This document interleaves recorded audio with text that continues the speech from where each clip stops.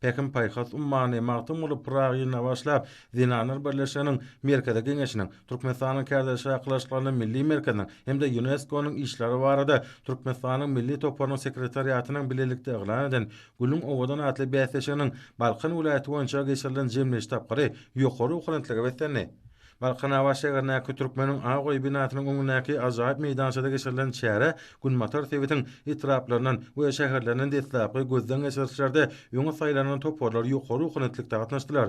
Bu ýerde gelin gyýlarymyzyň, mehrem enilerimizin sünnälep taýýarlanan ili işlerinden döredilen sergiler, sungy dostatlarynyň ýerine ýetirmeklerine ýagnanan aýdymdyr saatlar, folklor toporlarynyň çykyşlary aýratyn many mazmuna beslendi. Bäsleşen ýeňizi bolan toporlary degişlikde baýrakly ornlar eýlediler. Şonuň ýaly has öňe saýlanan 1-nji we 2-nji ornlara nasip bolan toporlar bu täsin bäsleşen ýurt derejesindäki jemleş tapgyryna Balkan vilayatynyň adyndan çykyş etmek hukugyna eýe bolýarlar.